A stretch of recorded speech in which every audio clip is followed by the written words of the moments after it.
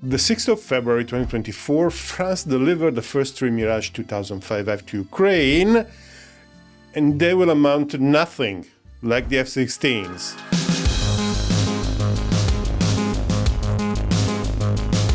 This video will be in 3 parts. First, we will see what this program is about and why France is donating its aircraft to Ukraine. Second, we will get up close and personal with the Mirage 2005F, the variant being delivered to Ukraine. Third, I'm going to go through some perplexities that make me say that this program will go the same way as the F-16s.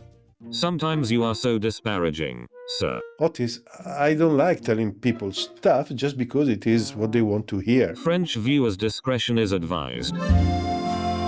With all the noise and the media circus around the F-16s, the resonance of the Mirage 2000 delivery has been comparatively small.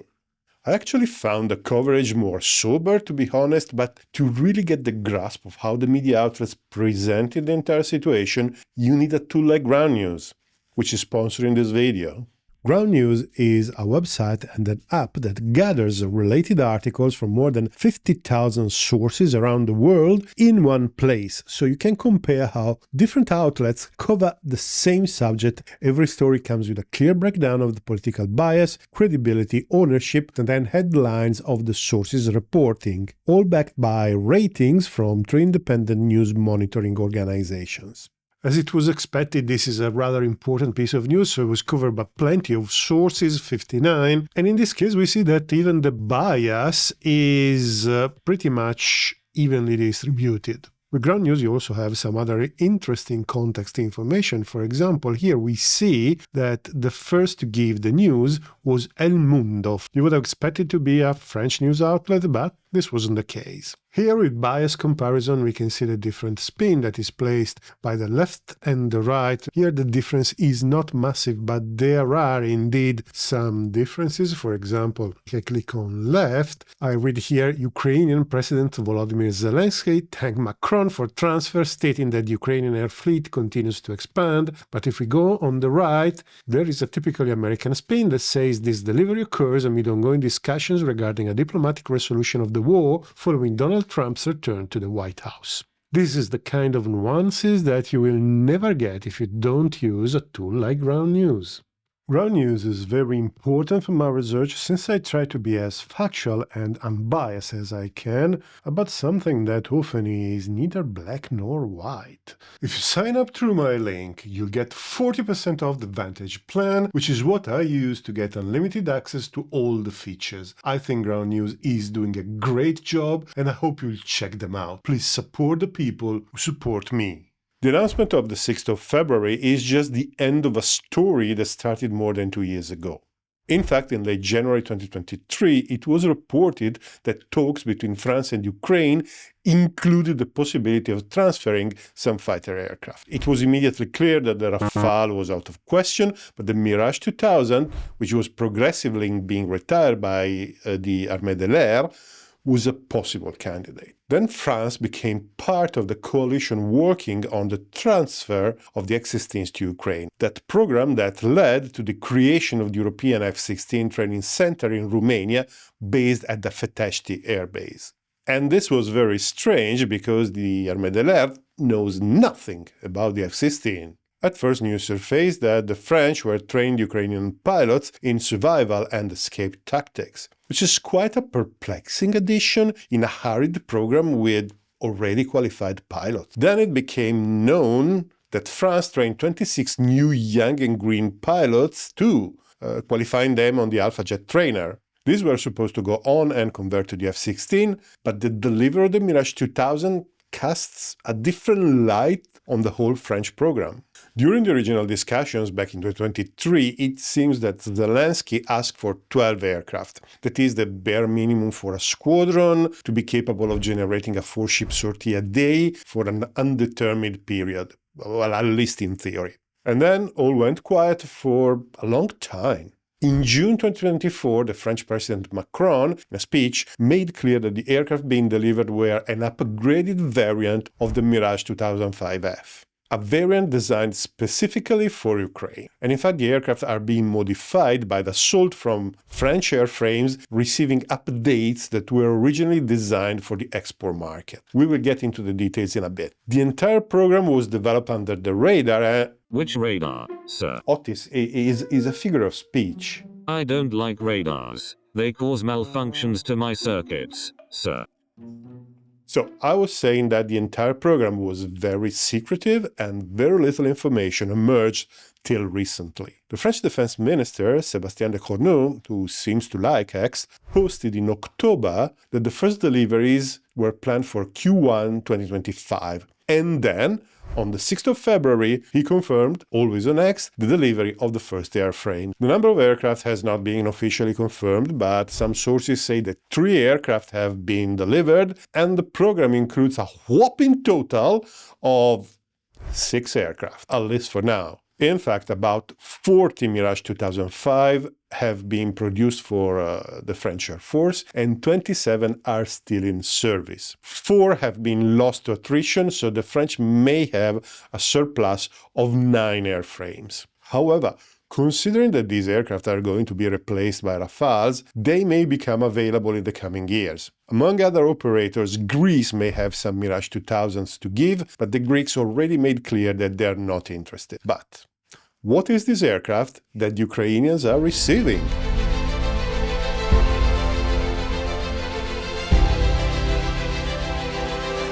The Mirage 2000 is an aircraft slightly more modern than the F-16, but the two machines are part of the same generation and they are comparable in many ways. At the same time, though, they are expression of two very different design philosophies. The F-16 was designed to be agile in air combat maneuvers.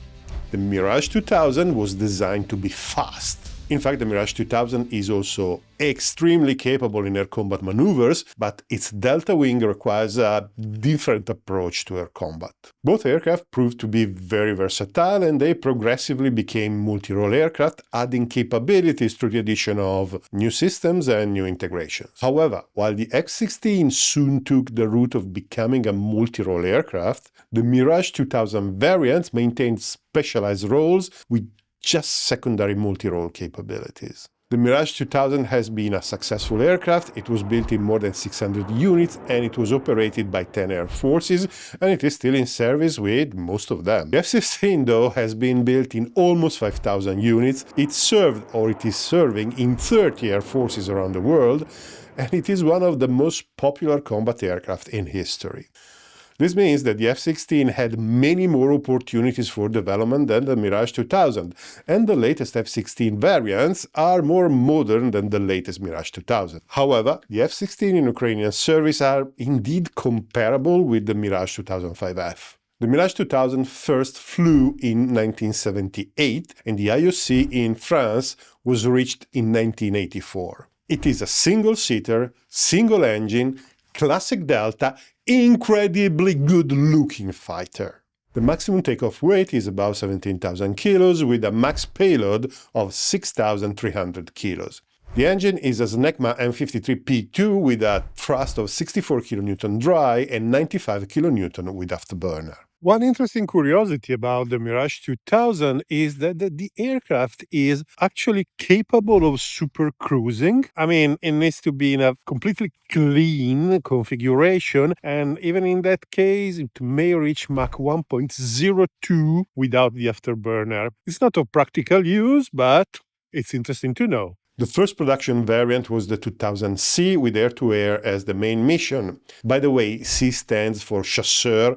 They don't go A, B, C, and so on. The 2000B was the dual-seater, the OCU variant. The B was the base to develop the 2000N for nuclear strike, and from the 2000N was developed the 2000D for conventional ground attack. The Mirage 2000E is an umbrella definition for most of the export variants that have a specific additional designation for each country. And at the end of all these developments, all these variants originated the Mirage 2005F as a multi-role aircraft, which was supposed to be a temporary measure waiting for the Rafale.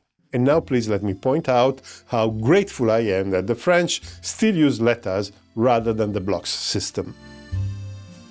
Anyway, what Ukrainians are going to receive are upgraded Mirage 2000 5F. The 5F is already a heavily upgraded and relatively modern variant of the Mirage 2000. It can be visually identified by the lack of the pitot tube on the tip of the radome. Its primary role remains air-to-air, but it features relevant air-to-ground capabilities. The most relevant upgrade probably is the glass cockpit with 3 multifunction displays and the new large head-up displays. Older Mirage 2000s had a conventional cockpit. According to Dassault, they drew from the experience acquired from designing the Rafale cockpit, which is an interesting fact. The main sensor is the Thomson CSF RDY radar. Thomson is now part of Thales, by the way.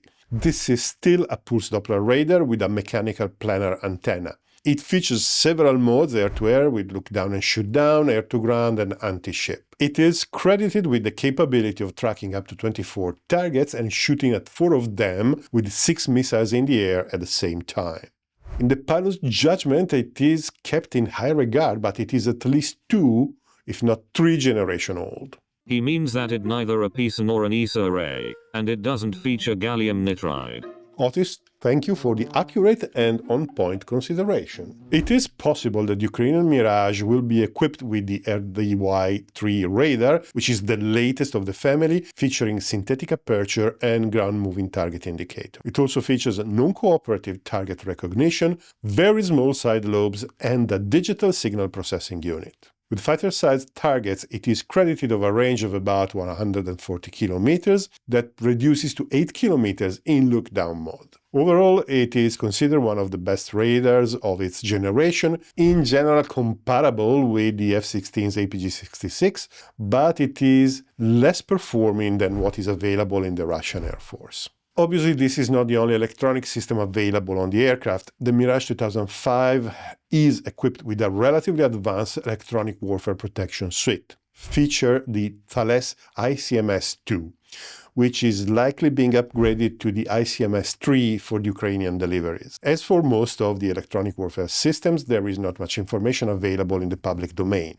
The suite is integrated in the aircraft structure and it features antennas at the tip of the wing facing forward and at the top of the tail facing backwards. Sources report that there is also an antenna on the frontal section of the aircraft dedicated to tracking air-to-air missiles data links. It is important because it complements the radar warning receiver in a vital function. Modern missiles can be launched with passive firing solutions or can be guided by AWACS radars from far away. But they all make use of a data link, and looking for these data links emissions is a clever way of knowing whether there is a missile in the air directed at you. The ICMS-2 uses super heterodyne radio receivers which betray its age since modern systems use software-defined radios. The SDR advantage is clear. A normal receiver must be tuned on one frequency, and if you want to listen to more than one frequency, at the same time you need more than one receiver.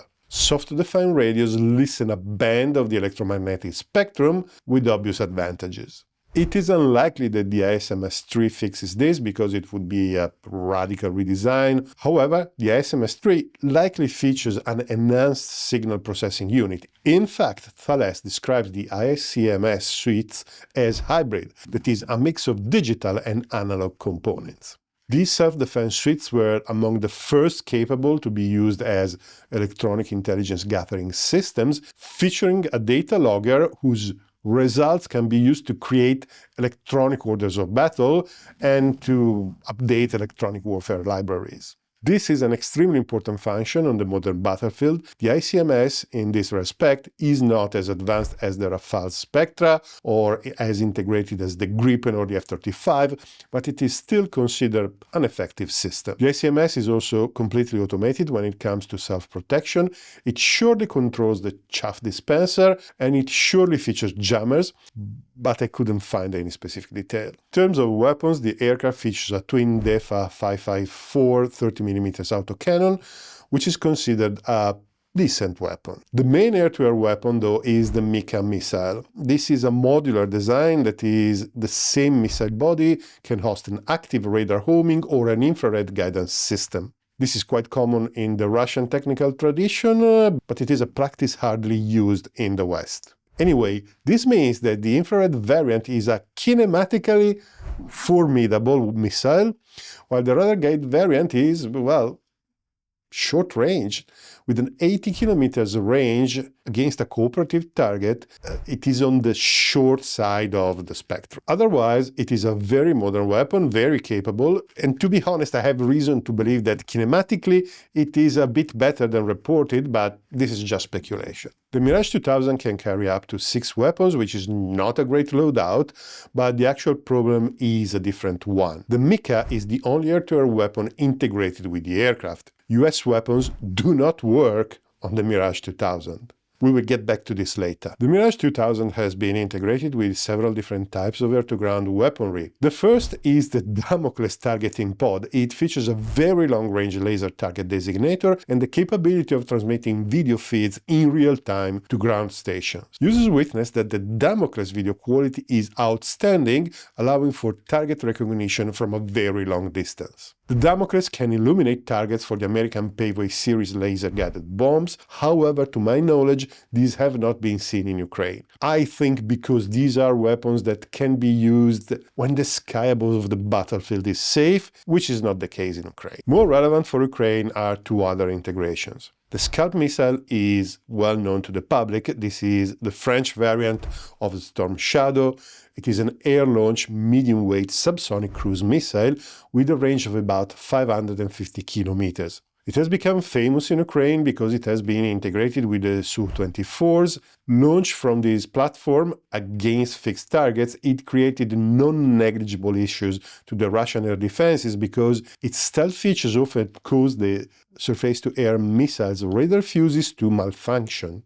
The problem was fixed with a software upgrade, but still the Scalp Storm Shadow is one of those weapons that did not lose all its effectiveness after a few months of use. So the fact that the Mirage 2005 is one of the native launch platforms is quite important. The other weapon is important because, as far as I know, it was never integrated with the Mirage 2000, the AASM Hammer Bomb series. This is a series of French modular guided bombs characterized by different guidance modules, laser, inertial, infrared, GPS, or a mix of them. It features a very long range, it can glide quite far, and there's also a variant that is rocket-propelled. It can be classified as a standoff weapon because the range can be up to 70 kilometers. But even more important is the capability of engaging stationary and moving targets as well. These have been provided by France to Ukraine and they have been integrated on the Sukhoi 25. You would expect this to be integrated with the Mirage 2000, but it is not. The Mirage 2000 can use paveways, but not hammers, and the paveways are not a replacement for the hammers. It is also worth mentioning the ASTAC electronic intelligence pod, which turns the Mirage 2000 in a data collection platform.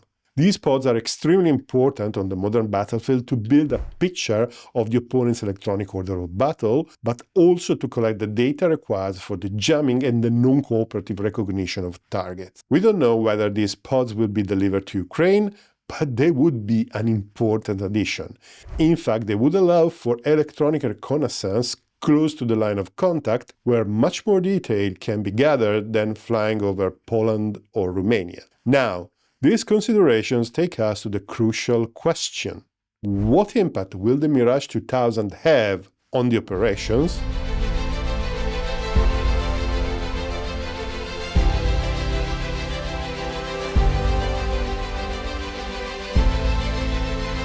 In August 2024, we all have seen the pictures of the first Ukrainian F-16s. After 6 months, looking back at the activity of these aircraft, I must say that they amounted to basically nothing. It may seem a harsh judgment, but we haven't seen a single target hit by these aircraft. The Ukrainians say that they fly to intercept Russian cruise missiles, which may well be true, but no air-to-air or air-to-ground mission has been flown so far. In the meanwhile, all Soviet designs with makeshift integration with Western weapons keep scoring hits whenever they can. The Russians still have the upper hand, but you can't say that the Ukrainians do not try. One F-16 was lost for piloting error, and there are rumors of other losses. Some observers estimate that there are never more than 2 F-16s inside Ukraine at any given time. The reason for this poor performance, at least so far, is that the conversion from the old Soviet material is taking much longer than anyone, save the professionals, has anticipated. Getting to the point when the F-16s will be able to fly, for example, a complex SEAD mission and come out of it alive requires years and years of experience that Ukrainians are building as we speak. And by the way, this is a clear indication that they are not using foreign mercenaries to fly the aircraft, but they are trying to build a new air force in the middle of the war. So, why the experience with the Mirage 2000 should be any different? Well, likely it won't. First point to understand, 3 or 6 aircraft don't really make any difference. In the coming years, more will become available, but in this case, the Mirage 2000 program will become a long-term effort. Exactly like it is happening with the F-16s program, which is turning out to be a long-term effort. The French defense minister said that the training took 6 months, but it is hardly believable. In 6 months, pilots would have learned to fly the aircraft safely, but nothing else, particularly about how to use the weapons. It is more likely that the training started back in 2023 with a small group of pilots. These aircraft could probably fly at this stage the same missions the F-16s do, try to swat drones and cruise missiles in western Ukraine. It would be an additional resource, but nothing life-changing. But the Mirage 2000 could be very useful as a platform to launch the Scalp and the Storm Shadow. I don't know exactly how, it is secret, but I am sure that the native integration of the Mirage offers advantages if compared with the Sukhoi 24. Problem is, there are very few missiles available now. British and French warehouses have been plundered to supply Ukraine. Both countries never had more than a few hundred in their inventories. The missile is still in production, but as usual, the capacity is tuned for peacetime volumes. So, the contribution of few Mirage cannot be decisive in this respect. However, there is another French weapon seen in Ukraine that could have a larger impact. If you paid attention so far, you know that I'm talking about the Hammer guided bomb. I already explained why it could be an interesting solution for Ukraine before, and one would expect that it would be integrated with the Mirage. And yet is not. So it is possible that the upgrades mentioned in the official note is about integrating the Hammer on the Mirage 2005, and in this case it would be a much more interesting situation. In fact, the Hammer, if coupled with the RD-wire radar and the Damocles pod, could become very dangerous. For example, it could be capable of hitting key Russian assets on the move behind the line of contact. This would require for the aircraft to fly at higher altitude than normally considered safe, but the Mirage is also better protected in terms of electronic warfare, so it could dare to be a bit more aggressive than normal. Moreover, there should be more Hammers available than Scalps. The numbers are secret as usual, but it is a simpler weapon that is normally used in larger numbers. So, 2 good weapons, but here we see another bottleneck. All the weapons we mentioned are French or French-European. That is, the aircraft is incompatible with American weapons that are those available in large quantities. I would normally praise airframe diversity in an air force because diversity is resilience, not all the eggs are in the same basket. In the case of Ukraine, though, having access to larger stores is even more important since nothing can be produced locally. All the French weapons are not produced in large numbers, and even the Mikas are not that plentiful, and I suspect this will be a major limiting factor for the Mirage operation. But there's more. French radars and electronic warfare systems use their own libraries to work. This means that the well-established American process for deploying updated electronic libraries cannot be used in this case. Ukraine will be reliant solely on France that has less means than the complex of other American compliance, let's say so, NATO countries altogether. That is the reason why I suspect that the French will give the Astak pod to the Ukrainians in order to benefit from the information that they will be able to gather from inside the theater. So overall, the Mirage 2000 program won't change much in the context of the Russo-Ukrainian war. Actually, one might wonder why bother to introduce in service a small number of aging aircraft rather than focusing on the F-16 program. Honestly, I think this is mostly politics.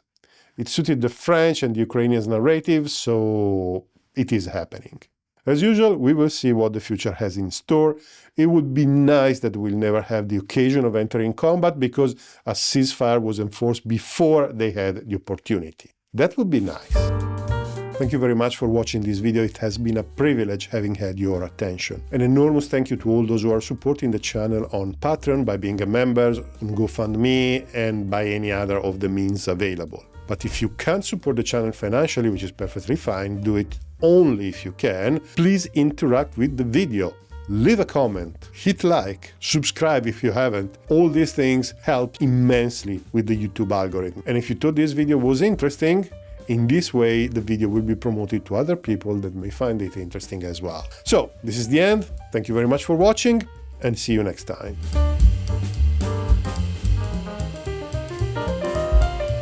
I don't like radars.